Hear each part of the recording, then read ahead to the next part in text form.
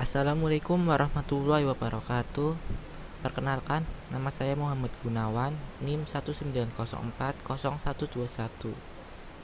Di sini saya akan mempresentasikan tugas etika profesi.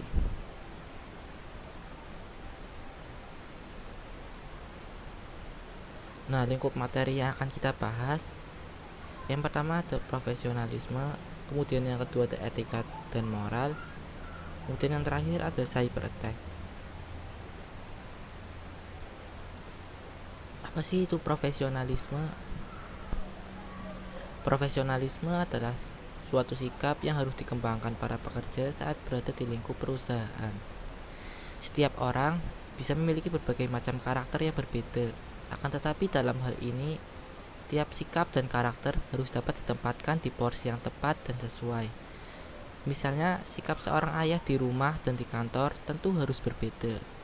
Bila di rumah bisa memiliki watak yang tegas tapi lembut dan penyayang, maka di kantor, sikap yang harus dibawa jauh lebih profesional.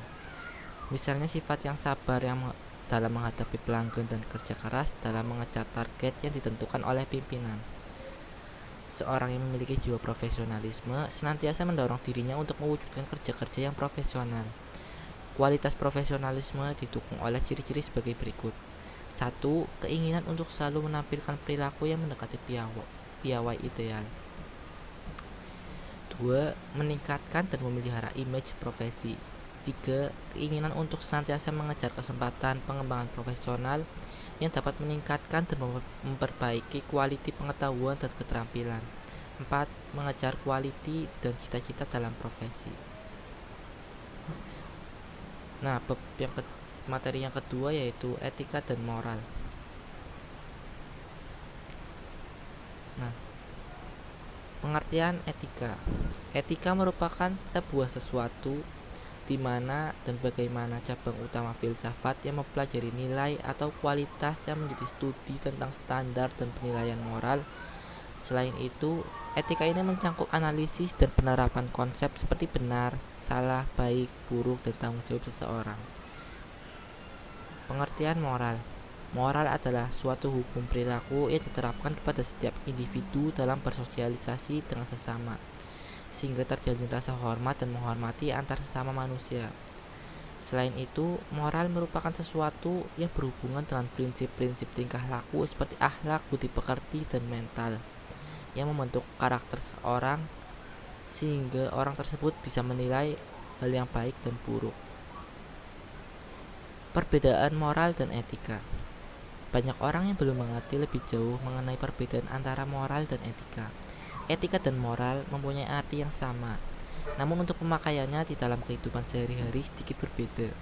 Moral digunakan untuk perilaku atau tingkah laku yang sedang dinilai, sementara etika dilakukan dengan sistem nilai yang ada. Contoh etika.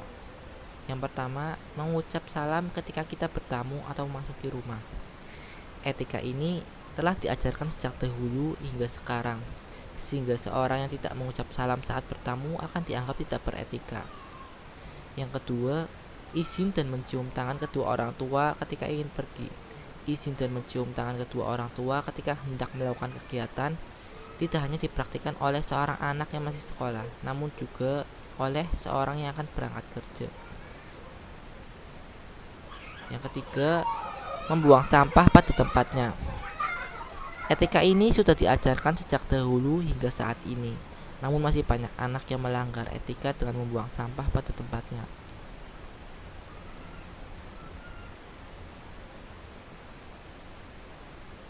Yang keempat, meminta maaf ketika apabila salah. Meminta maaf ketika melakukan suatu kesalahan. Etika ini sangatlah penting, terlebih lagi dalam rangka meningkatkan perdamaian. Namun, masih banyak juga orang yang tidak mau meminta maaf saat melakukan kesalahan. Itu sebab ia mengikuti egonya. Contoh nilai moral. 1. Berbicara pelan atau halus di depan orang tua. Tindakan inilah menjadi contoh penjelasan mengenai rasa penghormatan yang selalu dimunculkan oleh masyarakat, terutama masyarakat yang memiliki kebudayaan bangsa timur, contohnya seperti Indonesia. Kemunculan berbicara pelan dan halus sebagai ilustrasi nyata perilaku moral yang baik.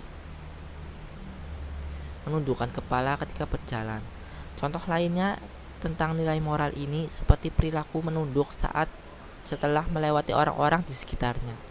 Berjalan menunduk sudah diajarkan sejak dahulu oleh nenek moyang dan sebagai harapan memperoleh rasa penghormatan kepada orang yang lebih tua. 3. Tidak membuat keributan. Fenomena sosial dalam kehidupan masyarakat seringkali digabungkan dengan ribut saat jam belajar berlangsung. Anak yang melakukan keributan tersebut secara langsung bertindak dengan moral yang buruk. Tidak korupsi. Korupsi tindakan seperti ini banyak merugikan masyarakat, bahkan secara nyata akan membuat masyarakat hidup dalam kemiskinan. Karena itu, upaya menciptakan kestabilan negara, korupsi haruslah diperangi oleh masyarakat, mahasiswa maupun pelajar itu sendiri. Nah, materi yang terakhir adalah cyber attack. Nah, di sini saya akan menjelaskan sedikit tentang cyber attack. Apa sih itu cyber attack? Cyber attack adalah jenis manuver ofensif yang digunakan oleh negara, individu, kelompok, atau organisasi yang menargetkan sistem informasi komputer, infrastruktur, jaringan komputer, atau perangkat komputer pribadi dengan berbagai cara tindakan berbahaya yang biasanya berasal dari sumber anonim yang mencuri, mengubah, atau menghancurkan target yang ditentukan dengan cara meretas sistem yang rentan. Jenis cyber attack yang pertama adalah denial of service atau biasa disebut dengan DOS. DOS adalah cyber attack yang berusaha melumpuhkan sebuah website sehingga tidak bisa diakses oleh pengguna. Serangan yang bertubi-tubi tersebut dilakukan oleh para hacker agar pertama situs menjadi down. Semakin gencar serangannya, maka dipastikan lambat laun website akan menjadi lumpuh total. Salah satu contoh dari serangan DOS paling parah terjadi pada bulan Maret 2018 lalu yang menimpa situs GitHub. Sebagaimana dilansir dari Fox News, tingkat serangan ini adalah yang paling besar, yakni mencapai 1,35 terabyte per second. Hal tersebut membuat laman GitHub menjadi lumpuh untuk sementara waktu. Meskipun serangan hanya berlangsung sekitar 10 menit saja, jelas hal ini membuat kerugian tersendiri bagi GitHub. Kemudian yang kedua ada device. Device website adalah salah satu kegiatan yang tujuan utamanya untuk merubah tampilan website halaman utama, index file, atau halaman lainnya. Kegiatan web device ini terjadi karena adanya celah keamanan yang lemah pada website korban. Ciri-ciri website yang sudah menjadi korban device adalah tampilan tiba-tiba berubah dengan isi pesan yang aneh-aneh yang berbeda dari sebelumnya. Contohnya seperti yang terjadi pada situs Menkominfo dan Partai Golkar, BI baru-baru ini dan situs KPU saat pemilu 2004 lalu. Tindakan device ada yang semata-mata hanya iseng, unjuk kebolehan, pamer kemampuan membuat program, tapi ada juga yang jahat untuk mencuri data dan dijual kepada pihak lain. Kemudian yang ketiga ada SQL injection. Jenis cyber attack yang juga wajib kamu waspadai berikutnya yaitu SQL injection. Untuk bagian IT di sebuah perusahaan, serangan model ini sangatlah berbahaya. Sayangnya hal ini dikarenakan adanya celah yang tak bisa ditutupi oleh sistem keamanan dari database tersebut. SQL injection dalam praktiknya secara manual, hacker biasanya memasukkan kode berupa tanda titik, petik tunggal, dan strip. Ketika kode tersebut berhasil, maka seluruh data dalam sebuah database akan terhapus dan data tersebut digunakan oleh hacker untuk melakukan tindakan lainnya yang merugikan sebuah perusahaan. Dalam perkembangannya, SQL injection banyak dilakukan oleh para hacker untuk menyerang data-data penting yang berkaitan dengan situs-situs pelayanan publik. Tujuannya pun beragam, mulai untuk kejahatan hingga melemahkan sebuah sistem yang ada. Contohnya adalah pencurian data milik sebuah departemen kesehatan, Wall Street Journal, hingga lembaga pemerintahan di Amerika Serikat. Kemudian yang keempat, charging. Charging adalah berbelanja menggunakan nomor dan identitas kartu kredit orang lain yang diperoleh secara ilegal, biasanya dengan mencuri data di internet. Sebutan pelakunya adalah charger. Sebutan lain untuk kejahatan jenis ini adalah cyber fraud, alias penipuan di dunia maya. Menurut riset Clear Commerce Inc., perusahaan teknologi informasi yang berbasis di Texas, Amerika Serikat, Indonesia memiliki charger terbanyak kedua di dunia setelah Ukraina. Sebanyak 20% melalui transaksi melalui internet dari Indonesia adalah hasil charging.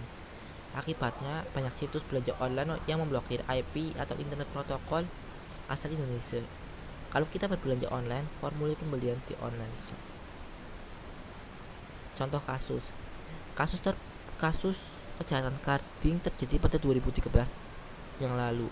Jumlah data nasabah kartu kredit maupun debit dari berbagai bank dicuri saat bertransaksi di gerai Body Shop Indonesia. Sumber Tempo mengatakan, data curian tersebut digunakan untuk membuat kartu duplikat yang ditransaksikan di Meksiko dan Amerika Serikat.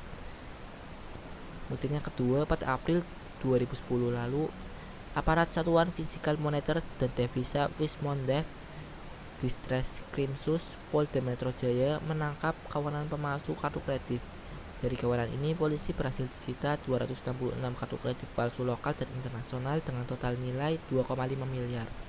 Kawanan ini memiliki mesin untuk mencetak kartu kredit palsu sendiri di sebuah rumah di Jalan Kartini, Mangga Besar, Jakarta. Nah, sekian presentasi dari saya. Kurang lebihnya mohon maaf. Dan terima kasih.